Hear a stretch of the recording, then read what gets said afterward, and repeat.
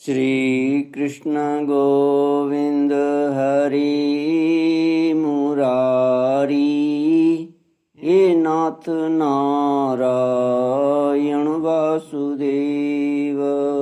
श्री कृष्ण गोविंद हरि मुरारी, हे नाथ नारायण वासुदेव। ओम नमो भगवते वासुदेवाय। ओम नमो भगवते वासुदेवाय। सच्चिदानंद रूपाय विश्वोत्पत्त्यादि हेतवे तापत्रय विनाशाय श्री कृष्णाय वयं नमः। सच्चित आनंद स्वरूप परमात्मा जो सृष्टि के उत्पत्ति, पालन और संहार करता है तथा जीवों के आध्यात्मिक आदि दैविक आदि भौतिक तापों को नष्ट करने वाले हैं,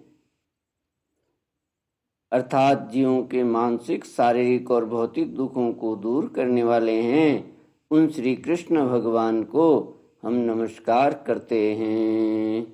श्री कृष्ण गोविंद हरि मुरारी, हे नाथ नारायण वासुदेव।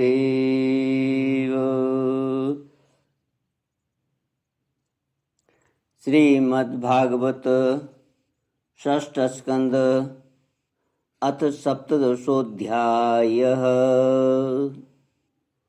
श्रीशुक उवाच यतश्चान्तर्हितोऽनन्तः तस्यै कृत्वा दिशे नमः।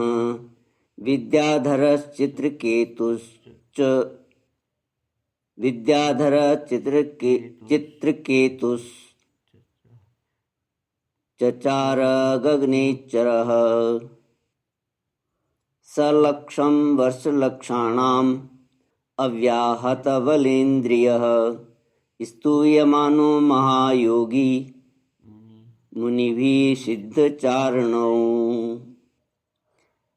चित्रकेतु को पार्वती जी का शाप।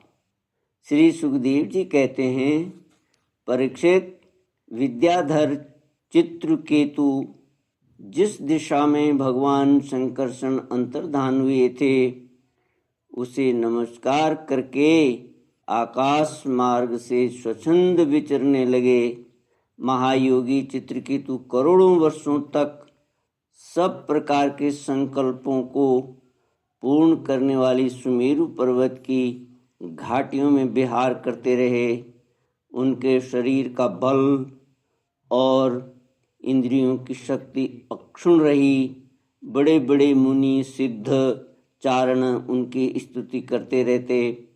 उनकी प्रेरणा से विद्याधरों की स्त्रियां उनके पास सर्वशक्तिमान भगवान शंकर के गुण और लीलाओं का गान करती रहती। एक दिन चित्रकेतु भगवान के दिए हुए तेजोमय विमान पर सवार होकर कहीं जा रहे थे। इसी समय उन्होंने देखा कि भगवान शंकर बड़े बड़े मुनियों की सभा में सिद्ध चारणों के बीच बैठे हुए हैं और साथ ही भगवती पार्वती को अपनी गोद में बैठाकर एक हाथ से उन्हें आलिंगन किए हुए हैं। यह देखकर चित्रकेतु विमान पर चढ़े हुए ही उनके पास चले गए और भगवती पार्वती को सुना सुना कर जोर से हंसने और कहने लगे, श्री कृष्ण गोविंद हरि मुरारी, हे नाथ नारायण वासुदेव। चित्रकेतुरुवाच एषा लोकगुरु साक्षात् धर्मं वक्ता शरीरिणाम् आस्ते मुख्य सभायां वे मिथुनी भूय भार्यया। चित्रकेतु ने कहा, अहो, ये सारे जगत के धर्म शिक्षक और गुरुदेव हैं। ये समस्त प्राणियों में श्रेष्ठ हैं। इनकी यह दशा है कि भरी सभा में अपनी पत्नी को शरीर से चिपका कर बैठे हुए हैं। जटाधारी बहुत बड़े तपस्वी एवं ब्रह्मवादियों के सभापति होकर भी साधारण पुरुष के समान निर्लज्जता से गोद में स्त्री लेकर बैठे हैं। प्रायः साधारण पुरुष भी एकांत में ही स्त्रियों के साथ उठते बैठते हैं, परंतु ये इतने बड़े व्रतधारी होकर भी उसे अपनी सभा में लिए बैठे हैं। श्री सुखदेव जी कहते हैं, परीक्षित, भगवान शंकर की बुद्धि अगाध है। चित्रकेतु का यह कटाक्ष सुनकर वे हंसने लगे, कुछ भी बोले नहीं। उस सभा में बैठे हुए उनके अनुयायी सदस्य भी चुप रहे। चित्रकेतु को भगवान शंकर का प्रभाव नहीं मालूम था, इसी से वे उनके लिए बहुत कुछ बुरा भला बक रहे थे। उन्हें इस बात का घमंड हो गया था कि मैं जितेंद्रिय हूँ। पार्वती जी ने उनकी यह धृष्टता देखकर क्रोध से कहा।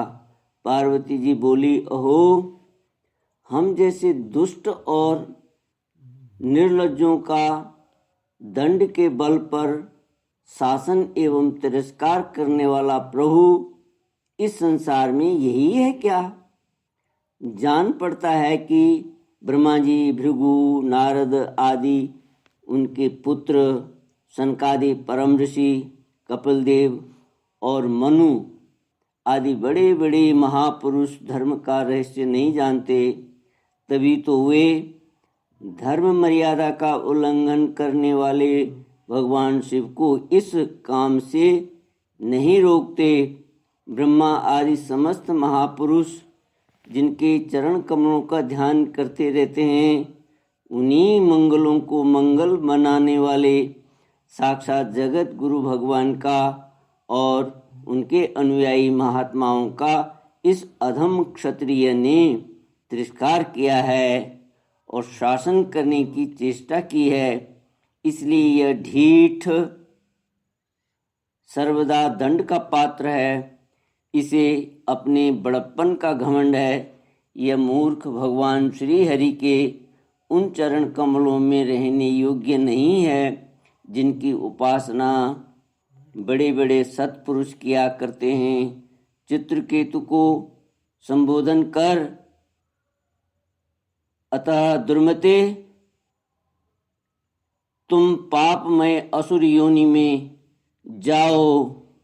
ऐसा होने से बेटा तुम फिर कभी किसी महापुरुष का अपराध नहीं कर सकोगे। श्री सुखदेव जी कहते हैं, परीक्षित, जब पार्वती जी ने इस प्रकार केतु को शाप दिया, तब वे विमान से उतर पड़े और सिर झुकाकर उन्हें प्रसन्न करने लगे। श्री कृष्ण गोविंद हरे मुरारी, हे नाथ नारायण वासुदेव। चित्रकेतु ने कहा, माता पार्वती जी, मैं बड़ी प्रसन्नता से अपने दोनों हाथ जोड़कर आपका शाप स्वीकार करता हूँ, क्योंकि देवता लोग मनुष्यों के लिए जो कुछ कह देते हैं वह उनके प्रारब्धानुसार मिलने वाले फल की पूर्व सूचना मात्र होती है। देवी, यह जीव अज्ञान से मोहित हो रहा है और इसी कारण इस संसार चक्र में भटकता रहता है तथा सदा सर्वदा सर्वत्र सुख और दुख भोगता रहता है। माता जी, सुख और दुख को देने वाला न तो अपना आत्मा है और न कोई दूसरा। जो अज्ञानी है वे ही अपने को अथवा दूसरे को सुख दुख का कर्ता माना करते हैं। यह जगत सत्व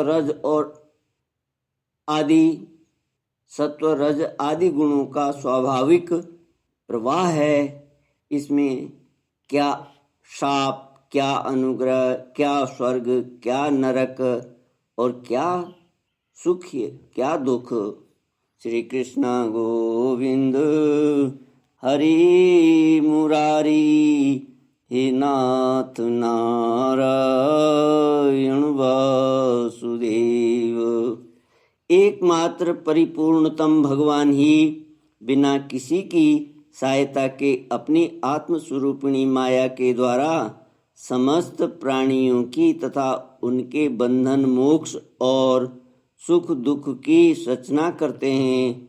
माता जी, भगवान श्री हरि सब में सम और माया आदि मल से रहित हैं। उनका कोई प्रिय अप्रिय, जाति बंधु, अपना पराया नहीं है। जब उनका सुख में राग ही नहीं है, तब उनमें रागजन्य क्रोध तो हो ही कैसे सकता है। तथापि उनकी माया शक्ति के कार्य पाप और पुण्य ही प्राणियों के सुख दुख, हित अहित, बंध मोक्ष, मृत्यु जन्म और आवागमन के कारण बनते हैं। पति प्राणा देवी, मैं श्राप से मुक्त होने के लिए आपको प्रसन्न नहीं कर रहा हूँ। मैं तो यह चाहता हूँ कि आपको मेरी जो बात अनुचित प्रतीत हुई हो उसके लिए क्षमा करें। श्री कृष्ण गोविंद हरि मुरारी, हे नाथ नारायण वासुदेव। ओम पूर्णमद पूर्णमिदं पूर्णात् पूर्णमुदच्यते पूर्णस्य पूर्णमादाय पूर्णमेवावशिष्यते। ओम शांति शांति शांति। हरि ओम। श्री गुरुभ्यो नमः। हरि ओम।